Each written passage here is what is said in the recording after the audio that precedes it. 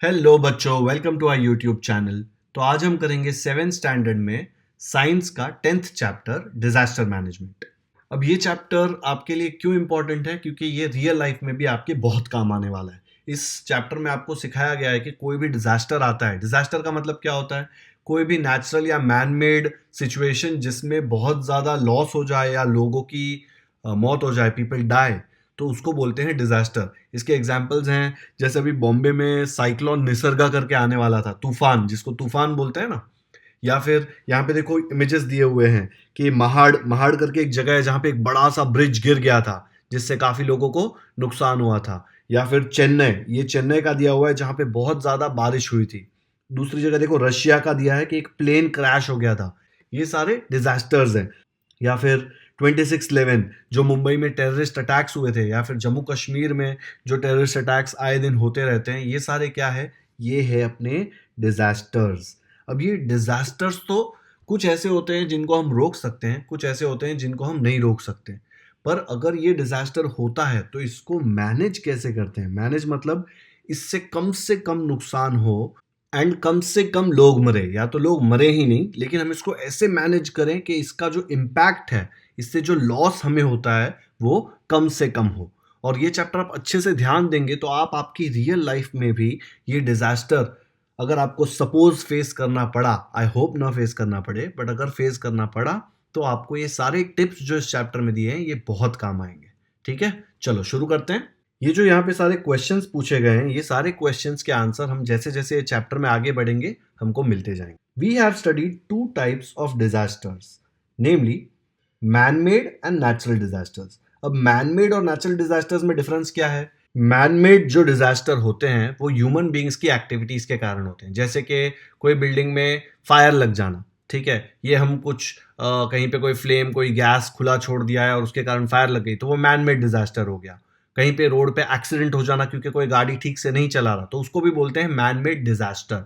Natural disaster मतलब जो nature के थ्रू आता है, जैसे बहुत कम देर में बहुत ज्यादा बारिश हो जाती है तो सब जगह पानी भर जाता है, या फिर वॉल्केनो, अर्थक्वेक, सुनामी, ये सारी चीजें, ये सब नेचुरल डिजास्टर्स में आती है।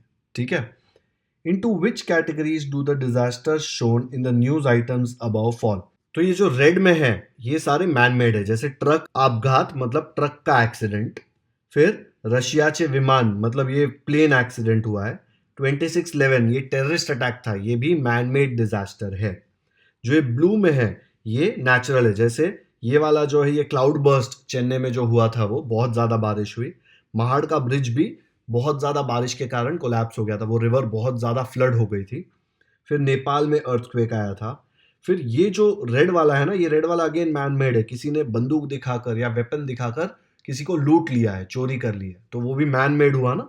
तो ये जो रेड वाले हैं वो मैन मेड हैं, जो ब्लू वाले हैं वो नेचुरल डिजास्टर्स हैं। आया समझ में? We can prevent certain disasters while it is necessary to take precautions in the case of some other disasters. Prevent मतलब आप कुछ disasters को रोक सकते हैं, जैसे रोड पे एक्सीडेंट हो रहा है, अब अगर लोग गाड़ी ठीक से चलाए तो शायद एक्सीडेंट ना हो। फायर लग रही है तो फायर रोकने के लिए फ्लेम सारी बंद है, कहीं पे गैस लीक नहीं है, तो ये सारे डिजास्टर्स हम प्रिवेंट कर सकते हैं, इनको रोक सकते हैं। लेकिन कुछ डिजास्टर्स ऐसे होते हैं जिसमें आप कुछ नहीं कर सकते, जैसे अगर अर्थक्वेक आ गया तो आप अर्थक्वेक को रोक नहीं सकते। ठीक है। जैसे बहुत ज़्यादा बारिश थोड़ी देर में हो गई, या फिर कहीं पे वॉल्केनो एक्सप्लोड हो गया, ये सारे डिजास्टर्स को आप रोक नहीं सकते। आपको इसके लिए तैयारी करनी पड़ेगी ताकि कम से कम डैमेज हो। इसी को बोलते हैं डिजास्टर मैनेजमेंट, कि डिजास्टर तो होगा ही, लेकिन आपको उसको ऐसे मैनेज करना है कि उससे नुकसान कम से कम। ठीक है। और लॉस ऑफ लाइफ, जो लोग मरते हैं उसमें, वो मरने नहीं चाहिए, कम से कम लोग मरने चाहिए या कोई नहीं मरना चाहिए, वैसे मैनेज करना है। ठीक है। Natural disasters such as famine, lightning strikes, cloud bursts, storms etcetera occur due to changes in the weather। अब ये सारे जो डिजास्टर्स हैं नेचुरल वाले, ये अलग से एक्सप्लेन किए जाएंगे डिटेल में।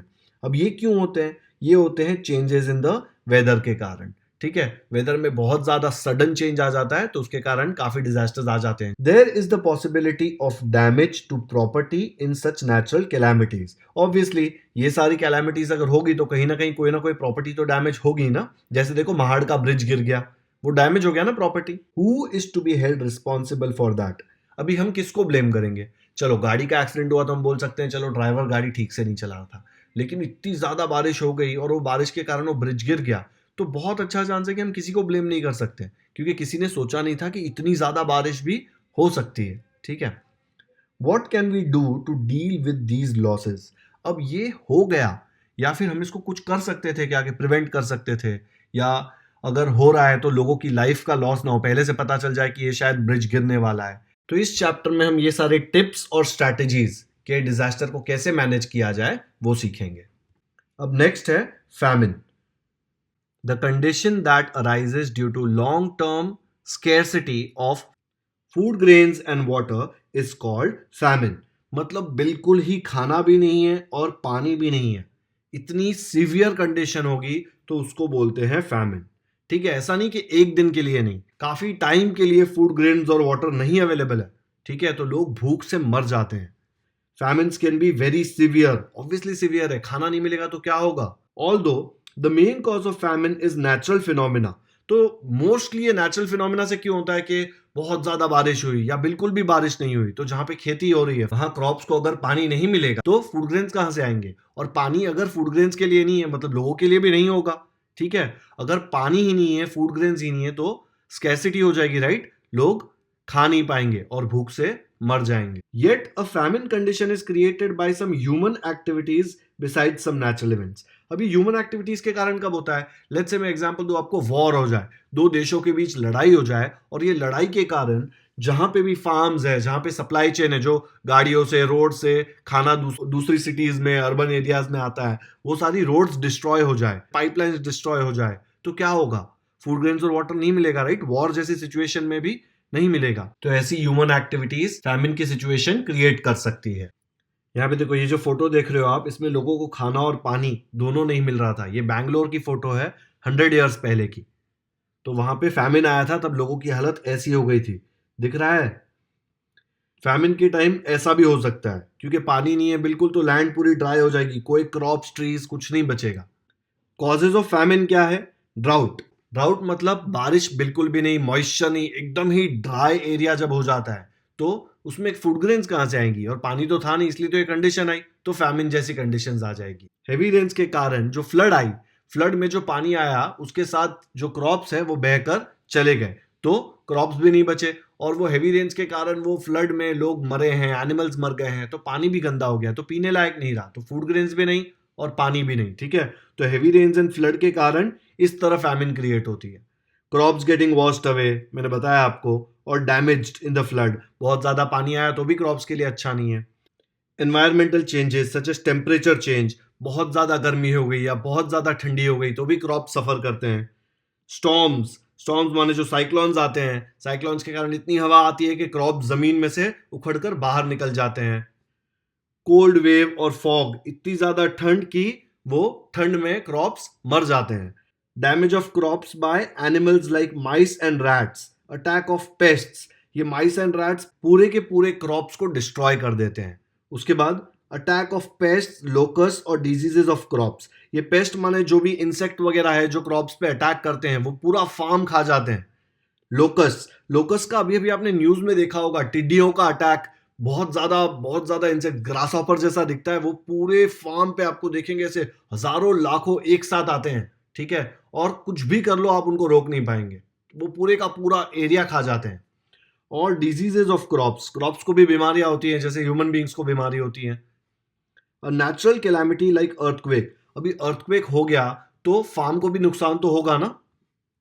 Of these drought is the main cause, लेकिन इन सब में ड्राउट जो है, मतलब बिल्कुल भी बारिश नहीं हुई, वो सबसे बड़ा कारण है फूड ग्रेन शॉर्टेज और वाटर शॉर्टेज का।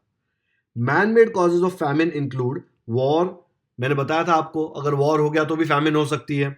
इंटरनल अनरेस्ट, इंटरनल अनरेस्ट मतलब अंदर ही अंदर कोई दो बड़े ग्रुप्स के बीच में कोई फाइटिंग चल रही है, जैसे कोई दो स्टेट्स फाइट कर रहे हैं तो भी वॉर जैसी सिचुएशन हो जाती है, और वो वॉर जैसी सिचुएशन में फूड शॉर्टेज हो सकती है।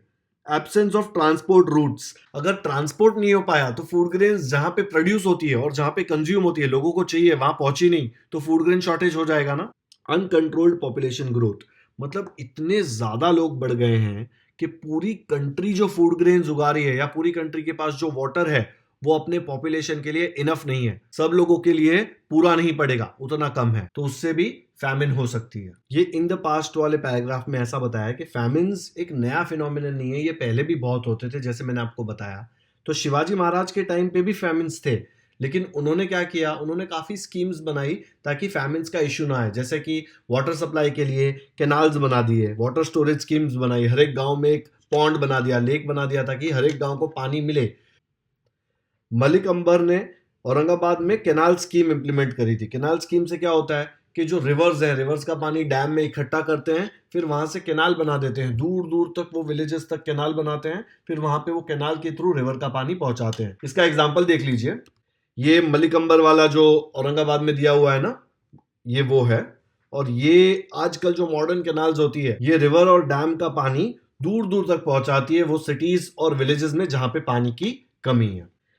There are records of loss of life caused by severe famines in various parts of the world. पहले बहुत ज़्यादा famines हुई थी और बहुत लोग मरते थे. Asia has turned out to be the most famine affected continent of the world. A majority of the famines occurred in drought prone and flood affected regions. और एशिया में ऐसे बहुत सारे रिवर्स हैं जिससे फ्लड सिचुएशन तो काफ़ी होती है, लेकिन डेजर्ट्स भी बहुत सारे हैं. Among the most dreadful famines that have occurred in the world are the famines that affected India and China. तो इंडिया एंड चाइना में सबसे ज़्यादा famines पूरे वर्ल्ड में हुई है. इंडिया और चाइना काफ़ी आगे निकल गए हैं अभी. अभी अफ्रीका में काफ़ी ऐसी कंट्रीज है जहाँ पे famine सिचुएशन होते रहती है. इसमें बोला है, are we responsible for famine? अब famine क्यों हो रही है, क्यों इसके occurrences बहुत बढ़ गए हैं, वो लिस्ट किया हुआ है. Water shortage is increasing as the balance between rainfall and population is disturbed. मतलब पॉपुलेशन इतना बढ़ गया है कि जितनी भी बारिश हो रही है और उसके कारण जो पानी जमा हो रहा है वो उतने पॉपुलेशन के लिए इनफ नहीं है. और ज़्यादा पानी की रिक्वायरमेंट है लेकिन उतना रेनफॉल हो नहीं रहा है. ठीक है. Though there has been a very high rise in the production of food grains as a result of the Green Revolution. तो फूड ग्रेन्स का प्रोडक्शन काफ़ी बढ़ गया है बिकॉज नई टेक्नोलॉजीज यूज हो रही है, नए मशीन्स यूज हो रहे हैं, लेकिन the balance of the environment has been lost due to use of chemical fertilizers, pesticides and weedicides. तो ये जो सारे chemicals हम जमीन में डालते हैं, इससे बैलेंस डिस्टर्ब हो गया है. तो आगे जाके हो सकता है फूड ग्रेन का प्रोडक्शन और कम हो जाए बिकॉज लैंड डिस्ट्रॉय होते जा रही है केमिकल फर्टिलाइजर्स से. Unlimited lifting of water.